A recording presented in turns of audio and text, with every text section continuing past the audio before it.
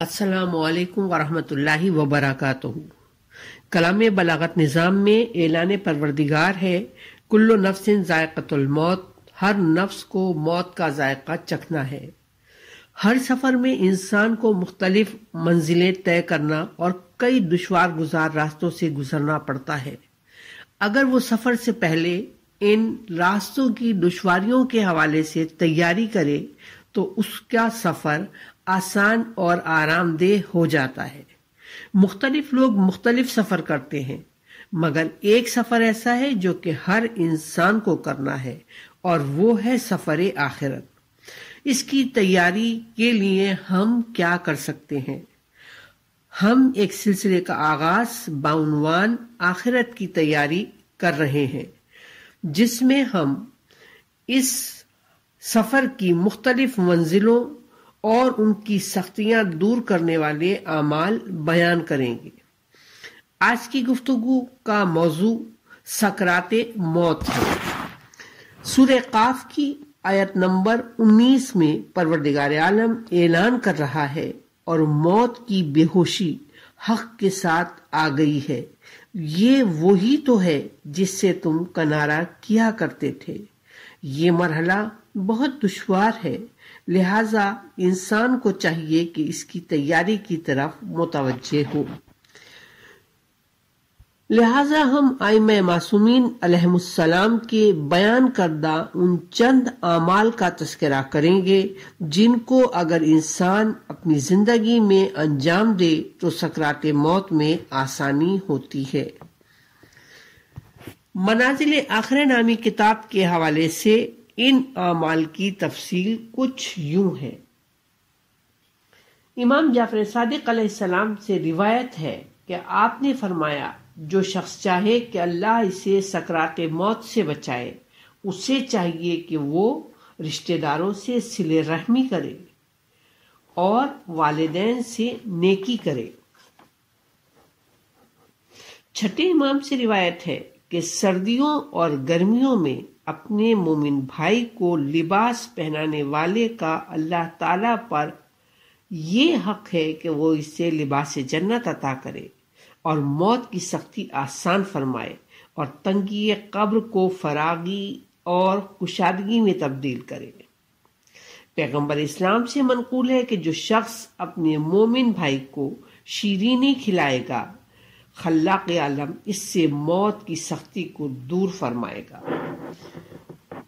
شیخ صدوق چھٹے امام کے حوالے سے روایت کرتے ہیں کہ جو شخص ماہ رجب کے آخری دن روزہ رکھے گا، پروردگار اسے سکرات موت کے بعد کے خوف سے محفوظ رکھے گا۔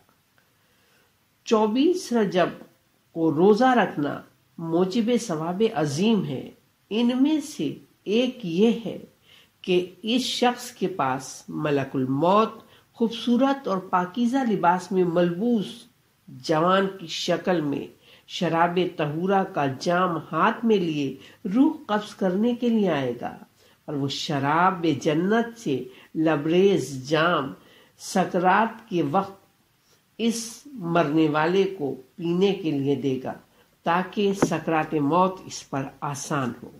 چھٹے امام سے روایت ہے کہ آپ نے فرمایا، سورہ زلزال کو نافلہ نماز میں پڑھنے سے دل تنگ نہیں کرنا چاہیے، کیونکہ پروردگار ایسے شخص کو زلزلہ، بجلی اور آفات ارضی و سماوی سے محفوظ رکھتا ہے، اور اس سورہ کو ایک مہربان فرشتے کی شکل میں اس شخص کے پاس بھیجتا ہے جو اس کے سکرات کے وقت اس کے پاس بیٹھ جاتا ہے، اور ملک الموت سے مخاطب ہو کر فرماتا ہے کہ اے ملک الموت، اس ولی اللہ کے ساتھ مہربانی سے پیش آنا، کیونکہ یہ اکثر مجھے پڑھا کرتا تھا۔ اس کے بعد نماز کا پابندی وقت کے ساتھ ادا کرنا۔ ایک حدیث میں ہے کہ کائنات کے مشرق و مغرب میں کوئی بھی صاحب خانہ ایسا نہیں کہ ملک الموت دن رات 5 نمازوں کے اوقات میں انہیں نہ دیکھتا ہو۔ جب بھی کسی کی روح قبض کرنا چاہتا ہے، اگر وہ پابندی وقت کے ساتھ نماز پڑھنے کا عادی ہے تو ملک الموت اسے شہادتین کی تلقین کرتا ہے اور ابلیس کو اس سے دور بھگاتا ہے۔ امام جعفر صادق علیہ السلام نے ایک شخص کو تحریر کیا کہ اگر تو چاہتا ہے کہ تیرا خاتمہ اعمال صالح کے ساتھ ہو اور تیری روح ایسی حالت میں قبض کی جائے کہ تو افضل اعمال کا حامل ہو، تو پروردگار کے حقوق کو بزرگ سمجھ، نہ کہ تو اس کی عطا کردہ نعمتوں کو اس کی نافرمانی میں صرف کرے اور اس کے حلم سے ناجائز فائدہ اٹھا کر مغرور ہو جائے۔ ہر اس شخص کو عزت کی نگاہ سے دیکھ جس کو تو نے ہمارے ذکر میں مشغول پایا، یا وہ ہماری محبت کا دعویٰ کرے، اس میں تیرے لیے کوئی عیب نہیں کہ تو اس کو عزت کی نگاہ سے دیکھے، خواہ وہ اس میں سچا ہو یا جھوٹا، اس میں تجھے تیری صدق نیت تجھے نفع دے گی اور جھوٹ کا نقصان پہنچے گا۔ خاتمہ بالخیر اور بدبختی کو نیک بختی میں تبدیل کرنے کے لیے صحیفہ کاملہ کی 11ویں دعائے تمجید کا پڑھنا مفید ہے۔ آپ اس حوالے سے صحیفہ کاملہ میں اس دعا کو پڑھ سکتے ہیں۔ سورہ آل عمران کی آیت نمبر 8، ربنا لا تزغ قلوبنا بعد اذ ہدیتنا وہب لنا من لدنک رحمتا انک انت الوہاب، یہ ہے مبارکہ نماز مغرب کے قنوت میں پڑھنے سے سکرات اور جاکنی کی منزل آسان ہوتی ہے۔ اس کے بعد تسبیح جناب فاطمہ الزہرا سلام اللہ علیہا کا پابندی کے ساتھ پڑھنا، پھر عقیق کی انگوٹھی پہننا، خصوصاً سرخ عقیق کی، پھر سورہ قد افلاح المومنون کا ہر جمعے کو پڑھنا، نماز مغرب کے بعد 7 مرتبہ پڑھنا بسم اللہ الرحمن الرحیم، لا حول ولا قوت الا باللہ العلی العظیم، اور یہی ذکر نماز فجر کے بعد بھی 7 مرتبہ پڑھنا۔ سکرات موت کے وقت حق سے پلٹ جانے کی طرف بھی توجہ دینی چاہیے۔ اس کے معنی کیا ہے؟ یعنی مرتے وقت حق سے باطل کی طرف پلٹ جانا، اور یہ اس طرح ہے کہ شیطان مرنے والے کے پاس حاضر ہو کر اسے وسوسہ شیطانیہ میں مبتلا کر کے شکوک و شبہات میں ڈالتا ہے، یہاں تک کہ وہ اسے ایمان سے خارج کر دیتا ہے۔ اسی لیے شیطان سے پناہ مانگنے کے لیے دعائیں بیان کی گئی ہیں۔ اس مشکل سے نجات پانے کے لیے فخر المحققین کے ارشاد کے مطابق مشہور دعائے عدیلہ کے معنی کو سمجھ کر قلب کی گہرائیوں کے ساتھ پڑھنا موت کے وقت حق سے پلٹنے کے خطرے سے سلامتی کے خواہش مند کے لیے مفید ہے۔ ایک شخص نے چھٹے امام کی خدمت میں حاضر ہو کر سوال کیا کہ آپ کے پیروکار شیعہ کہتے ہیں کہ ایمان کی 2 قسمیں ہیں، ایک ایمان مستقر و ثابت، دوسرا جو بطور امانت سپرد کیا گیا ہے اور زائل بھی ہو سکتا ہے۔ لہذا وہ یہ پوچھ رہا ہے، آپ مجھے ایسی دعا تعلیم فرمائیں کہ جب بھی میں اس کو پڑھوں میرا ایمان کامل ہو جائے اور زائل نہ ہو۔